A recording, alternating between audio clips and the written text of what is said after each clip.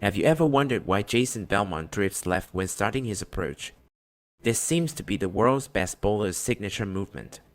I asked myself if I should try and copy this technique for my usage, and I did. This video will explain the benefit of the drifting approach for two-handed bowlers, and how to control it.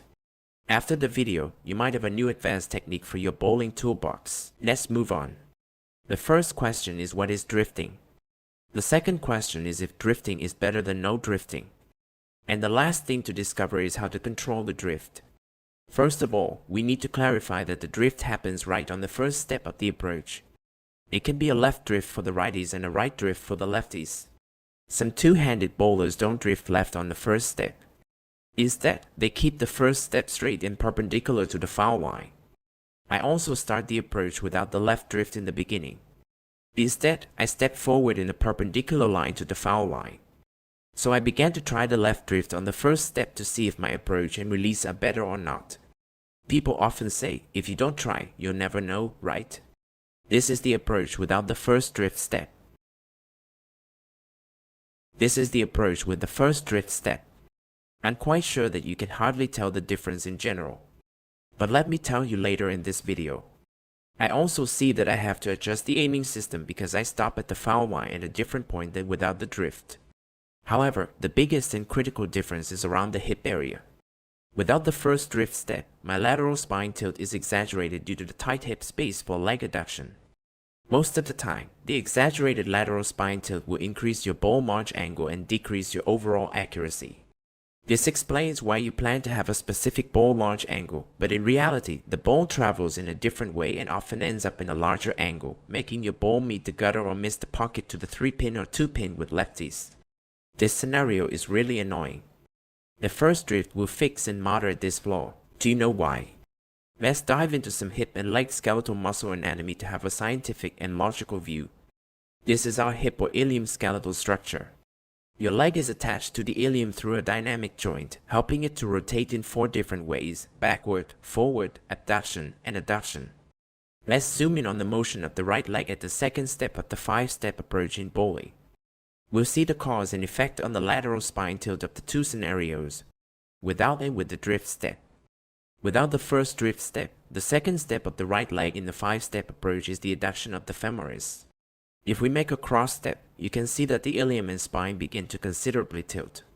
You need to understand that the ilium and sacrum are connected through a joint, promoting a forward and backward movement and little lateral movement. So we look at this complex play between lumbar spine and pelvis and hips as is lumbo-pelvic hip complex. And you really, when you look at these interlinked chains, you can't have movement at one without affecting movement at the other. Now you could relatively isolate the hips and you can relatively isolate the lumbar spine, but it's very hard to isolate the pelvis in movement. So if you're moving the pelvis, you are definitely getting some lumbar spine involvement and you're definitely getting some hip involvement. So the crossover adduction will make the ilium tilt, hence the sacrum and spine. When we continue with the later steps, the bowler's spine tilt naturally continues to increase, making the lateral spine tilt gradually larger than expected. The lateral spine tilt helps bowlers create swing slots and contribute to defining the ball launch angle. The bigger the spine tilt angle, the larger the launch angle. So how about making the first drift step? When making the first drift step, you open a space between the two legs and help minimize the exaggerated ilium and spine tilt. Because the adduction of the right leg is blended with the forward horizontal rotation of the hip joint, your ilium and spine tilt are therefore minimized. Finally, you can take back control of your spine tilt and ball launch angle. Your accuracy will be considerably improvised for sure. One more disadvantage of the non-drift first step is the upper body tends to be twisted after the second step. The twisted upper body will promote a throwing shoulder when releasing the ball. This is the biggest enemy of bowlers. When your upper body is relaxed, your bowling shoulder can easily rotate below the non-bowling one. This is exactly what we want during the release. So now you see the benefit of the drift step. Some bowlers make the first drift step just because they feel comfortable. But I'm quite confident that the reason behind it is what we have discussed above. So when you truly understand the mechanism, you will want to take advantage of it. So now you see what the drift step is and its benefits. The last question is how to control the drift or how much should you drift. Because you start the approach with the drift step, you need to clarify how many boards you drift from the first step and where you stop at the foul line. In my experience, you should take some record of the approach by zooming in on your footwork. The first drift step usually covers a fixed number of boards based on your comfort. You can make a large drift step indeed covering like 20 boards. It's impossible and unreasonable for the approach, for sure. You can dynamically move your stand around the approach area and use a fixed drift step. That would be a better choice, to my opinion. Once you know how many boards you often drift on the first step and which board you often stop at the foul line, relating to where you originally stand, you will know how to adjust your aiming system. For example, this is my adjusted aiming system. I want to roll the ball passing the 20th board at the dot line with a specific launch angle. I will stand on board 16.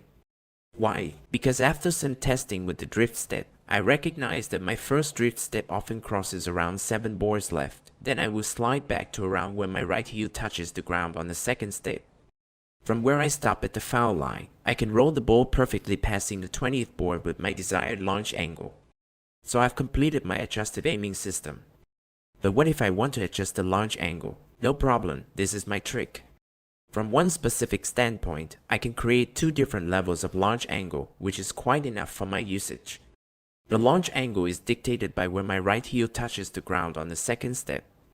If my right heel touches the same board as the left toe, that is when I want to have a large launch angle or the largest launch angle.